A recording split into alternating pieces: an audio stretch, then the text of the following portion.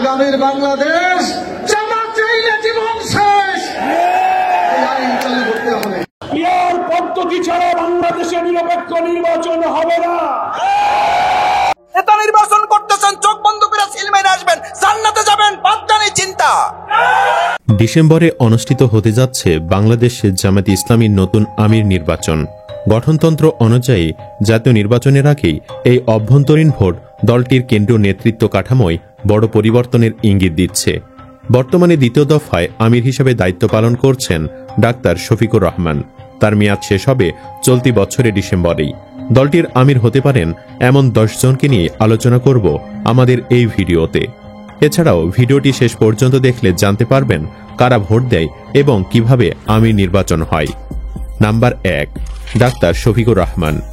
শফিকুর রহমান নিজেও আবারও আমির হতে পারবেন, তবে তিনি নির্বাচন করবেন কিনা তা জানা যায়নি। বিশেষ করে তিনি অনেকটা অসুস্থ, সেদিক থেকে ধরে নেওয়া যায় তিনি আর আমির প্রার্থী হচ্ছেন না। বর্তমান আমির ডাক্তার শফিকুর রহমান 2019 সালে প্রথমবার দায়িত্ব গ্রহণ করেন। পরে 2022 সালে পুনর্নির্বাচিত হন তিনি। 3 বছরের দ্বিতীয় মেয়াদ পূর্ণ হতে যাচ্ছে চলতি ডিসেম্বরে। যদিও গঠনতন্ত্রে মেয়াদ নির্দিষ্ট থাকলেও একজন ব্যক্তি কতবার আমির হতে পারবেন সে বিষয়ে কোনো নির্দিষ্ট সীমা নেই। তাই তিনি চাইলেই আবারও প্রার্থী হতে পারেন, যদিও সেই সম্ভাবনা ক্ষীণ। নাম্বার 2, অধ্যাপক মুজিবুর রহমান। আমির হবার দৌড়ে সবচেয়ে বেশি এগিয়ে আছেন অধ্যাপক মুজিবুর রহমান। অধ্যাপক মুজিবুর রহমান রাজনীতির ও শিক্ষা জগতের একজন পরিচিত মুখ। 1986 সালে রাজশাহী 1 অর্থাৎ গোদাগাড়ির তানোর আসন থেকে নির্বাচিত হয়ে তিনি সংসদে গিয়েছিলেন এবং বর্তমানে তিনি জামায়াতে ইসলামী দলের সিনিয়র নায়েবে আমির হিসেবে দায়িত্ব পালন করছেন। তিনি ধর্মীয় রাজনীতি ও কল্যাণমূলক কর্মকাণ্ডে সক্রিয়। কোরআনের বিধান অনুযায়ী জীবন গড়তে হবে, এটাই তার আদর্শ। তিনি আল্লাহর হুকুম প্রতিষ্ঠার দাবি তুলে ধরে দলের কর্মীদের উদ্দেশ্যে শপথ গ্রহণ ও নেতৃত্ব প্রস্তুতির আহ্বান দেন। সব মিলে তার আমির হবার চরম সম্ভাবনা রয়েছে। Number 3, doctor Syed Abdullah Mohammad Taher. মুজিবুর রহমানের পর যদি কারো আমির হবার সম্ভাবনা বেশি থাকে তিনি ডক্টর সৈয়দ আবদুল্লাহ মোহাম্মদ তাহের। তাহের একজন চিকিৎসক, ব্যবসায়ী এবং রাজনীতিবিদ। তিনি কুমিল্লা 11 আসনে 8ম সংসদ নির্বাচনে অংশ নিয়ে প্রথমবারের মতো সংসদ সদস্য নির্বাচিত হন। বর্তমানে বাংলাদেশের জামায়াতে ইসলামীর আন্তর্জাতিক বিষয়ক সম্পাদক, নায়েবে আমির ও কেন্দ্রীয় নির্বাহী পরিষদের সদস্য হিসেবে দায়িত্ব পালন করছেন। এছাড়াও তিনি বাংলাদেশের সর্বাধিক প্রচারিত শিশু কিশোর মাসিক নতুন কিশোর কণ্ঠ পত্রিকার প্রতিষ্ঠাতা। তাহের বিভিন্ন সেবামূলক প্রতিষ্ঠানের সাথে সম্পৃক্ত রয়েছেন। এর মধ্যে তার নিজ জেলা কুমিল্লায় সেন্ট্রাল মেডিকেল কলেজের প্রতিষ্ঠাতা চেয়ারম্যান হিসেবে দায়িত্ব পালন করে আসছেন। এছাড়া কুমিল্লা টাওয়ার হসপিটাল এবং রাজধানী ঢাকার আলমানার হসপিটালের চেয়ারম্যানের দায়িত্ব পালন করছেন ডক্টর সৈয়দ আবদুল্লাহ মোহাম্মদ তাহের। নাম্বার 4, মাওলানা আনম শামসুল ইসলাম। আমির হবার দৌড়ে এগিয়ে আছেন শামসুল ইসলামও। মাওলানা আনম শামসুল ইসলাম আরেক নায়েবে আমির। দলীয় ধর্মীয় ও দাওয়াত কর্মসূচি পরিচালনায় তার ভূমিকা অনস্বীকার্য। পূর্বে তিনি বর্তমানে বাংলাদেশ শ্রমিক কল্যাণ ফেডারেশনের সভাপতির দায়িত্ব পালন করছেন। এছাড়াও তিনি বাংলাদেশের জামায়াতে ইসলামীর কেন্দ্রীয় নায়েবে আমির হিসাবে দায়িত্ব পালন করছেন। তিনি চট্টগ্রাম 14 আসন থেকে 2008 সালের 9ম জাতীয় নির্বাচনে সংসদ সদস্য নির্বাচিত হয়েছিলেন। একই সাথে তিনি আন্তর্জাতিক ইসলামী বিশ্ববিদ্যালয় চট্টগ্রামের বোর্ড অব ট্রাস্টির চেয়ারম্যানের দায়িত্ব পালন করছেন। নাম্বার 5, অধ্যাপক মিয়া গোলাম পরওয়ার। আমির নির্বাচনে চমক দেখাতে পারেন মিয়া গোলাম পরওয়ার। উচ্চ পদস্থদের ডিঙ্গে তিনি আমির হয়ে গেলে অবাক হবার কিছু থাকবে না। তিনি একজন সাবেক সংসদ সদস্য। পূর্বে 2016 সালে নভেম্বর থেকে 25 ডিসেম্বর 2019 পর্যন্ত তিনি জামায়াতের নায়েবে আমির হিসাবে দায়িত্ব পালন করেন। এছাড়া তিনি বাংলাদেশ শ্রমিক কল্যাণ ফেডারেশনের সভাপতির দায়িত্ব পালন করেছেন। গোলাম পরওয়ার 2001 সালের জাতীয় সংসদ নির্বাচনে খুলনা 5 আসন থেকে জামায়াতের মনোনয়নে সংসদ সদস্য নির্বাচিত হন। নাম্বার 6, মাওলানা এটিএম মাসুম। মাওলানা এটিএম মাসুম সহকারী সেক্রেটারি জেনারেল পদে একভাবে লড়াই করার অবস্থানে। যদিও তার ব্যাপারে পাবলিক মিডিয়ায় বা দলীয় ওয়েবে বিশ্লেষণ বা খবর পাওয়া যায় কম। তিনি সংগঠন ভিত্তিক কাজ এবং ধর্মীয় ও রাজনৈতিক নির্দেশনায় সক্রিয়তা বাড়ানোর সুযোগ পেতে পারেন। যেসব সদস্য নেতৃত্বের মূলদের পাশে কাজ করে তাদের মধ্যে সমর্থন জোটে, এ হল তার অর্থ। তবে নির্বাচিত আমির অবস্থানে যেতে তাকে আরও দৃশ্যমান, বুদ্ধিদীপ্ত ও সংগঠিত হতে হবে। নাম্বার 7, মাওলানা রফিকুল ইসলাম খান। আমির হবার অনেকটাই সম্ভাবনা আছে রফিকুল ইসলাম খানের। গত মে মাসে বাংলাদেশের জামায়াত ইসলামীর ভারপ্রাপ্ত সেক্রেটারি জেনারেল হিসাবে দায়িত্ব পান দলটির সহকারী সেক্রেটারি জেনারেল মাওলানা ATM মাসুম।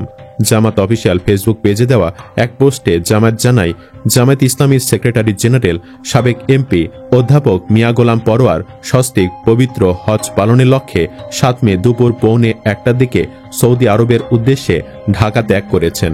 অধ্যাপক মিয়া গোলাম পরোয়ার পবিত্র হজ পালন শেষে আগামী 11 জুন সকালে দেশে ফিরবেন ইনশাআল্লাহ।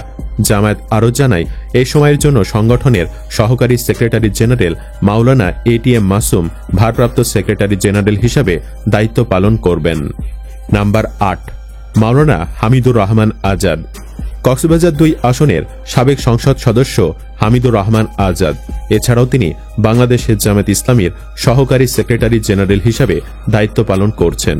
যেহেতু তার অভিজ্ঞতার ভাণ্ডার সমৃদ্ধ, তাই তারও আমির হবার সম্ভাবনা রয়েছে। হামিদুর রহমান আজাদ 1977 সাল থেকে বাংলাদেশ ইসলামী ছাত্র শিবিরে যোগদান করার মাধ্যমে ছাত্র রাজনীতিতে প্রবেশ করেন। তিনি পর্যায়ক্রমে শিবিরের চট্টগ্রাম দক্ষিণ জেলা সভাপতি, চট্টগ্রাম বিশ্ববিদ্যালয় শাখা সভাপতি, ঢাকা মহানগরী সভাপতি এবং সর্বশেষ কেন্দ্রীয় সহ সভাপতির দায়িত্ব পালন করেছেন। 1995 সালে জামায়াত ইসলামীতে যোগদান করেন। তিনি বর্তমানে জামায়াতের সহকারী সেক্রেটারি জেনারেল, কেন্দ্রীয় কর্মপরিষদ ও কেন্দ্রীয় মজলিসে শুরা সদস্য। 2008 সালের 9ম জাতীয় সংসদে তিনি কক্সবাজার 2 আসন থেকে সংসদ সদস্য নির্বাচিত হন। নাম্বার 9, মাওলানা আব্দুল হালিম। বাংলাদেশের জামায়াত ইসলামীর আরেকজন সহকারী সেক্রেটারি জেনারেল হচ্ছেন মাওলানা আব্দুল হালিম। আমির সম্ভাব্য তালিকায় তার নাম থাকলেও তার সম্ভাবনা খুবই কম।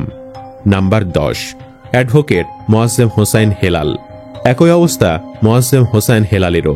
বরিশালের এই রাজনীতিবিদ যদিও দলটির সেক্রেটারি জেনারেল, তবু তার আমির হবার তেমন সম্ভাবনা নেই। বলে রাখা ভালো, দীর্ঘ 1.5 দশক পর ঘুরে দাঁড়ানো জামায়াত সাম্প্রতিক রাজনৈতিক পরিস্থিতিতে ফের সক্রিয় হয়েছে। জুলাই সনদের আইনি ভিত্তি, পিআর পদ্ধতি নির্বাচন সহ 5 দফা দাবিতে দলটি রাজপথে সরব। একই সঙ্গে সব আসনে প্রার্থী দেওয়ার প্রস্তুতিও নিচ্ছে দলটি। এর মধ্যেই গুঞ্জন উঠেছে আসন্ন আমির নির্বাচন ঘিরে দলটির শীর্ষ নেতৃত্বে বড় রদবদল আসতে পারে। জামায়াতের সর্বোচ্চ নীতি নির্ধারণী পদটির নাম আমির। গঠনতন্ত্র অনুযায়ী 3 বছরের জন্য তিনি নির্বাচিত হন। তিনি পরবর্তীতে কেন্দ্রীয় মজলিসে শুরার সদস্যদের পরামর্শক্রমে নায়েবে আমির, সেক্রেটারি জেনারেল, সহকারী সেক্রেটারি জেনারেল সহ নির্বাহী দায়িত্বশীল পদগুলোতে দলের নেতাদের দায়িত্ব দিয়ে থাকেন। সারা দেশের 1,05,000-এরও বেশি রুকন সদস্য অংশ নেবেন গোপন প্রত্যক্ষ ভোটে। দলের একটি সূত্র জানিয়েছে, এরই মধ্যে আমির নির্বাচনে 2টি সম্ভাব্য প্যানেল নিয়ে আলোচনা চলছে দলটির মধ্যে, যেটির একটিতে আছেন বর্তমান আমির ডাক্তার শফিকুর রহমান, নায়েবে আমির মুজিবুর রহমান এবং সাবেক ভারপ্রাপ্ত সেক্রেটারি ATM আজহারুল ইসলামের নাম। অন্য প্যানেলটিতে ATM আজহারের পরিবর্তে আছেন বর্তমান আরেক নায়েবে আমির সৈয়দ আবদুল্লাহ মোহাম্মদ তাহেরের নাম। দলটির গঠনতন্ত্র পর্যালোচনা করে দেখা যায়, আমির নির্বাচনের জন্য বিদায়ী কেন্দ্রীয় মজলিসে শুরার সদস্যরা 3 জনের একটি প্যানেল নির্বাচন করেন।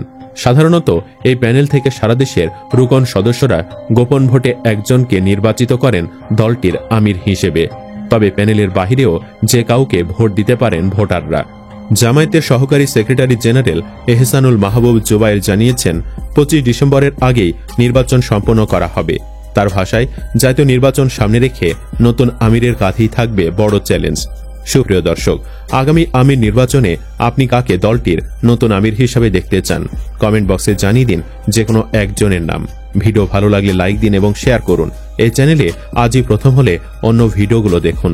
ভালো লাগলে সাবস্ক্রাইব করুন। ধন্যবাদ।